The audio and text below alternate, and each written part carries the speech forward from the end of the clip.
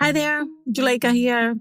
Before we get started, I want to invite you, yes, you, to be a guest on the show. If you're an adult and a child of immigrants, and they could be from anywhere in the world, really, I'd love to talk to you about the conversations that are necessary but challenging, especially right about now. So whatever you're all getting into, I want to know about it. Politics, money, holidays, marriage, kids, everything. So send me an email directly at juleka@lantiguawilliams.com and we'll get you on the show. I can't wait to hear from you.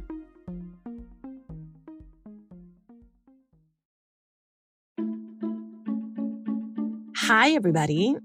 In the last few episodes, we've been talking to our OGs, original guests, for this series that we called OG Check-ins.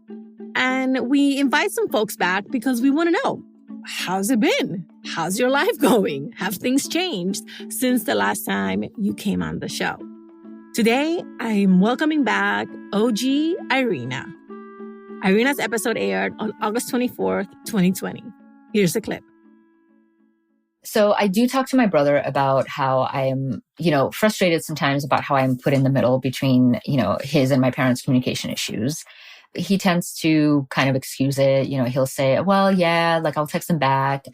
What often comes up for me at this point is that, I have my own life and I have a husband and a baby and, pets and work. And, when I'm kind of stuck in the middle in this way, I have to communicate to both sides. And sometimes I get very frustrated and I just, have to say you know what, take me out of this. I can't be in this conversation right now. Juleka here. I've mentioned my great experience as a First Republic Bank customer before.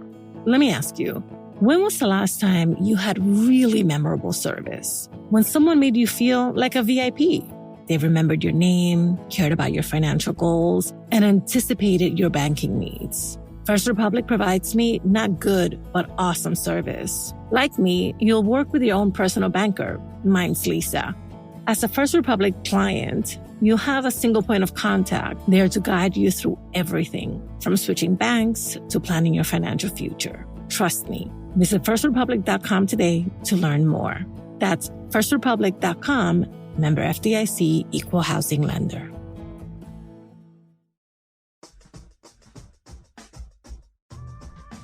What's up, everybody? I'm Stevon Lewis, a licensed psychotherapist.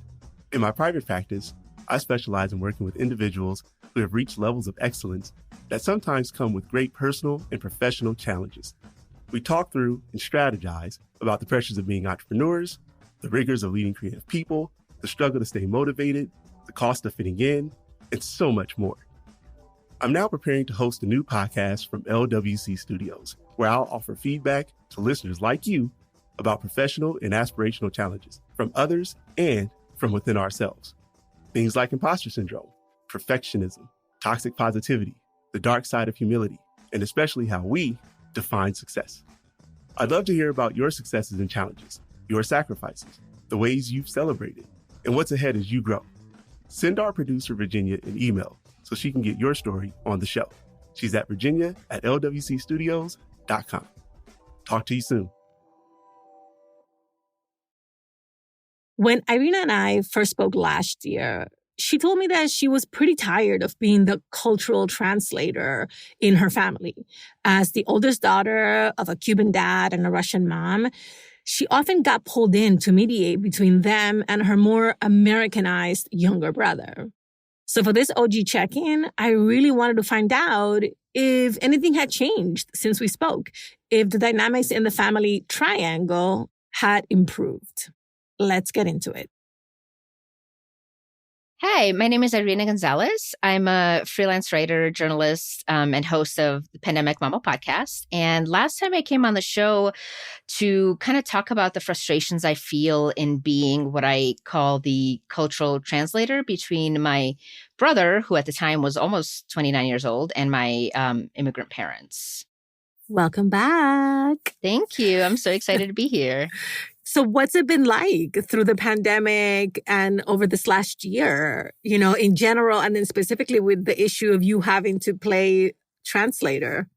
It's been really interesting. I think that, some of the issues have faded away a little bit, especially after the episode played and I got to hear some of the advice. And, and some things have been really difficult. I think that, one thing we really didn't get into last time is just the fact that I had my baby, my first, right at the start of the pandemic. He was born at the end of March, when, the world was shutting down and everyone was just trying to figure out what's happening.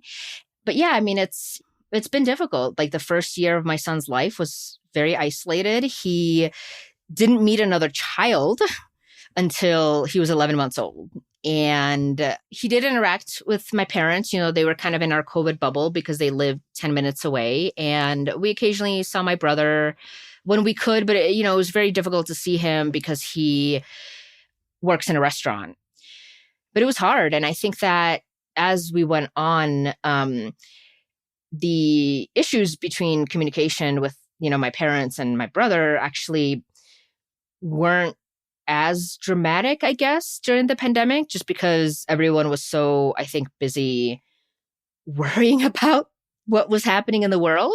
So in a weird way, it was a little bit easier in that sense. But, we were all very stressed out. And that was really hard, I think, especially as a family that has, some mental illness that to be honest, my dad pretty much ignores. My brother was diagnosed with depression and ADHD, I think at age 20. And I was diagnosed with anxiety just after turning 30. And the pandemic has been really hard for all of us as a group. Yeah, I can only imagine.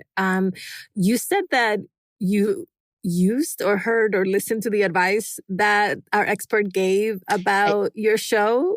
Tell me about that. Oh, gosh.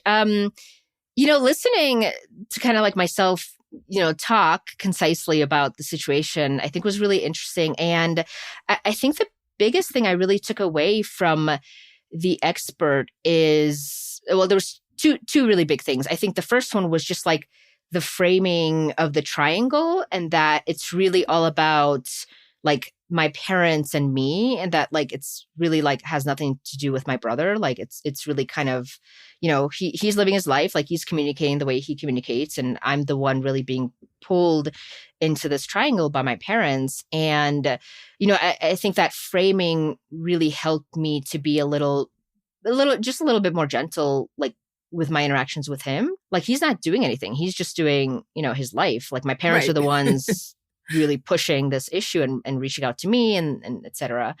And the other thing I found really, really interesting is, what the experts said about the comfort that I might get, like kind of like the benefit that I'm getting from my parents, maybe paying this like extra attention to me because they're reaching out to me about what's happening with my brother. And I thought that was like a really interesting way to think about it, because I do think that she's right that in all of these years, one of the reasons that I haven't set harder boundaries with them about this topic is because, when they do like reach out to me about this, they are paying attention to me. And I have felt very much throughout my life that they pay some extra attention to my brother because he's the youngest and he's the baby, maybe because he has all these issues. I've always been the good kid. So like, they don't worry about me. So like kind of them worrying about him, but talking to me about it does give me that benefit of like having their attention, even though it's not about me. Ultimately they're still talking about my brother. So my feeling of being ignored or, him being favored doesn't ultimately go away. Right. Because it's not about you. Yeah. So I was really curious to see how having your child, aka their grandchild, might shift that triangle. Because first of all, I know that when I became a mother, I had a lot less time for family drama. I was like, I'm trying to keep this thing alive. So forget the rest of you with your drama. But also the attention that, grandma started to pay was always mitigated by the presence of or the existence of this grandchild. So did having your son in any way mitigate this triangle? It did. It did. It's actually, something that I was thinking about.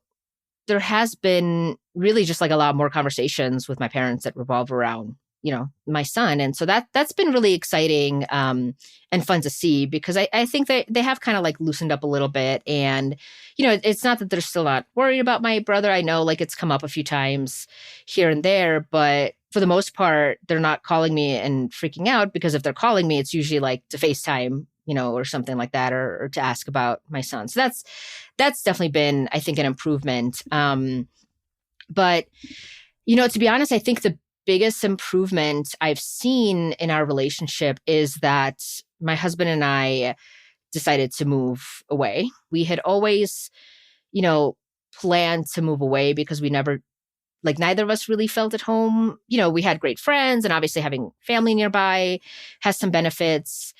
But ultimately, like, we just didn't want to live in Florida. And I think that the pandemic really, really clarified that. We were like, what are we waiting for? Like, we don't like it here. We never have. This pandemic is really just making things more difficult to live in the state. And so, yeah, long story short, we're in Colorado now. That's amazing. Yeah. I mean, distance definitely has a curative effect. Mm-hmm.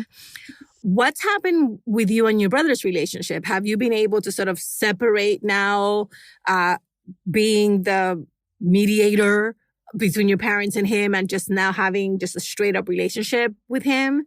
Yeah, for the most part. I think the distance, like you said, it makes everything easier. And to be honest, like, I remember having a much better relationship with my parents when I lived in New York, just because, there isn't that like daily check-in and, and all of that. And my relationship with my brother, I think, is, has really just gone back to a sibling relationship. I think that when I am kind of like present, like in like physically, like when I'm physically near them, I get pulled into that triangle a lot more. And I am kind of like forced into the role of mothering him, which, I realize now I just don't think is appropriate. It's something that I have thought about, I think, as really like in the past like year or so since I've become a mom.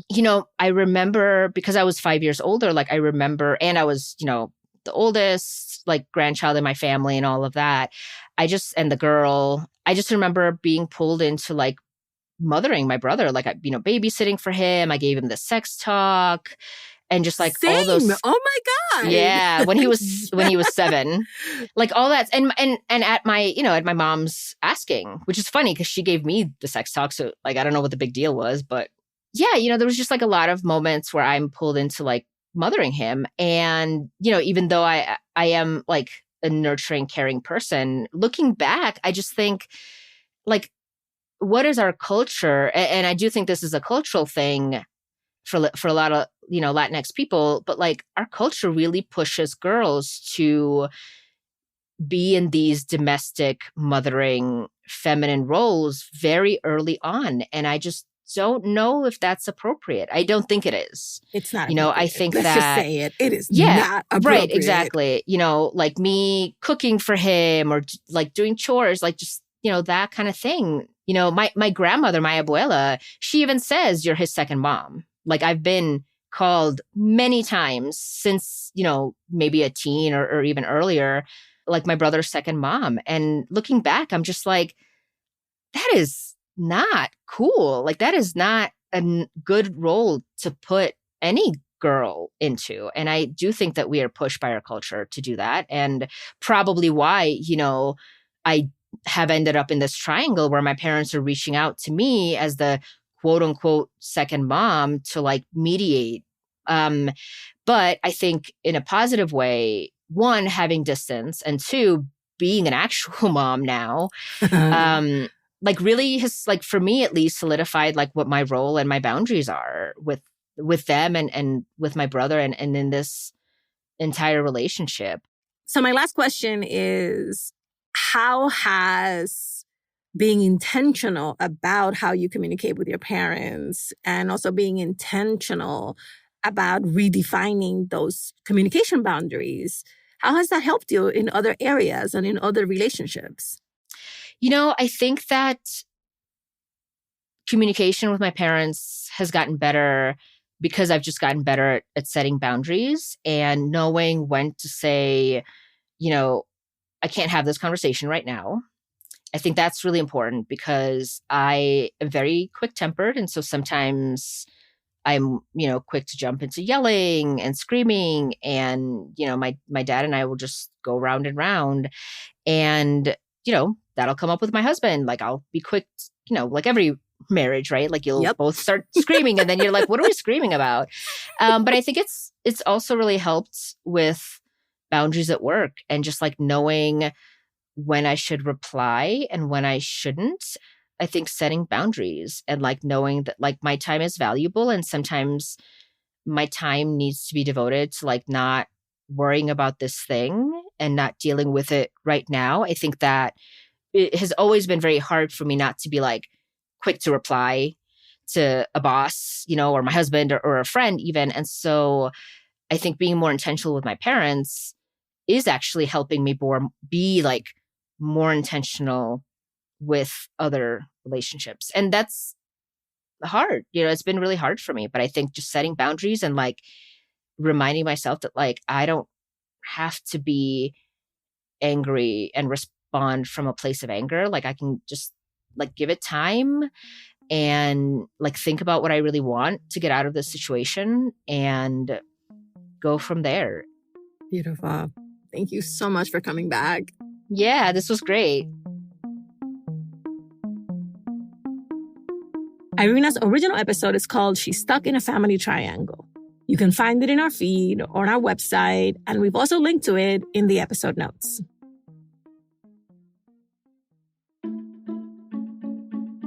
Thank you so much for listening and for sharing us. How to Talk to Mamí and Papí About Anything is an original production of LWC Studios. Virginia Lora is the show's producer. Kojin Tashiro is our mixer. And Ola Bedoya is our social media editor. I'm the creator, Juleika Lantigua. On Twitter and Instagram, we're at Talk to Mamí Papi.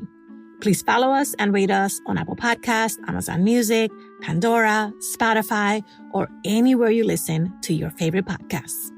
Bye, everybody. Same place next week.